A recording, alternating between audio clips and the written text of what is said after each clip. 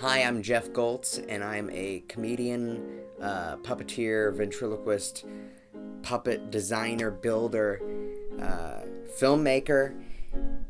I guess I'm an artist, really. I'm also a musician. I forgot to say that earlier. Sorry about that one. I use about 3 notebooks regularly, 2 of them being active jokes books, and the other one being my little jotting down bullet points of just junk notebook. But I'm crazy, and my notebooks kind of reflect that in the way that I have a lot of loose paper.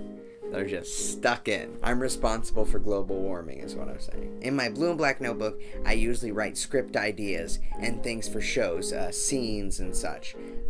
Maybe simple jokes.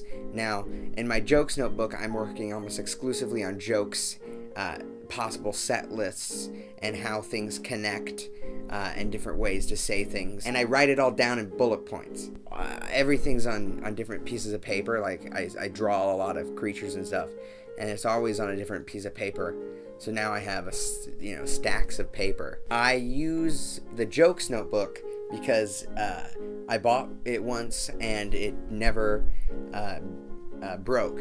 Notebooks tend to fall apart pretty fast, especially when you're taking them in and out of bags, in and out of pockets and such, in and out of purses and fanny packs. Yes, I wear fanny packs. I felt like I needed a notebook that would withstand that, and the specific design worked, so I ordered several from the company, so I have several jokes books. And as I go for the other design, I got it for Christmas, and you know what?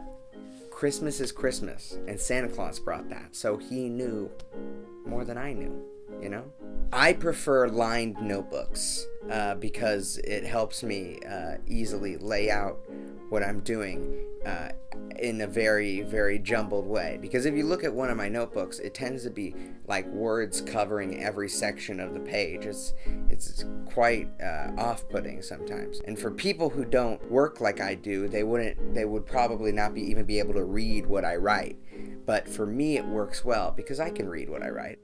Pen, 100%. I will only write with pen in my notebooks. I really hate pencil. Pencils are temporary. I kind of want my stuff to last. Like, I want to be able to see my stuff. I don't want it to just be a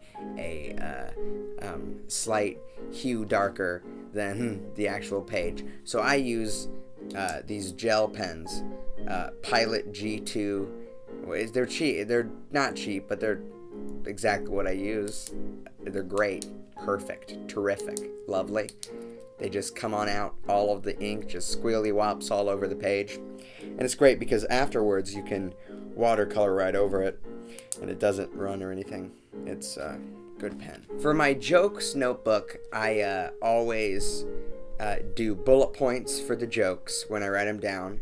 And for songs, I'll write them straight all the way through with no stopping or anything, because I usually write the song completely in my head before I even pen it to paper. It separates ideas well, and in a set list you can take those jokes and you can realign the bullet points, and that's when we go and put them on the post-it notes. Now I don't have a lot of them left because usually after a set I tend to lose them because I crinkle them up or something, but I have a few set lists that I keep. Now my loose leaf paper, which is basically all of the creative stuff I do, there's no organization to it whatsoever, but I feel like that is intrinsic in the creativity aspect.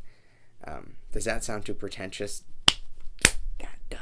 That does.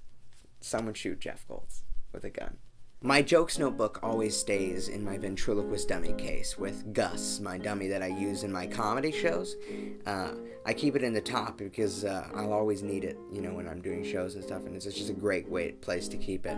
Because my creativity in comedy tends to surge before and after a show, and then between then I'll have ideas and stuff, but they tend to amalgamate before or after the show in that adrenaline rush. The location of the jokes book is very important in its existence, because to me that's like keeping all of everything funny in one box, and I can open that Pandora's box of funny and then make everyone laugh at night and then close it back up and take it home and put it over there.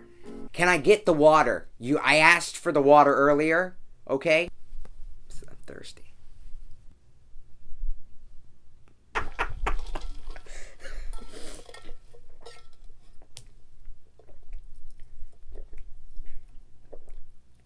I'm currently working on a few projects. One was my McElroy style ventriloquist figure. The McElroy brothers were two brothers from Cincinnati, from the Cincinnati area, who made really complicated ventriloquist dummies in the 30s. So I wanted to make one in the same style as them, and I was able to accomplish that, and that was Johnny. And I had been drawing him in my notebooks for years. I've also worked on another dummy, Julio the Cockroach. That was a lot of water, man.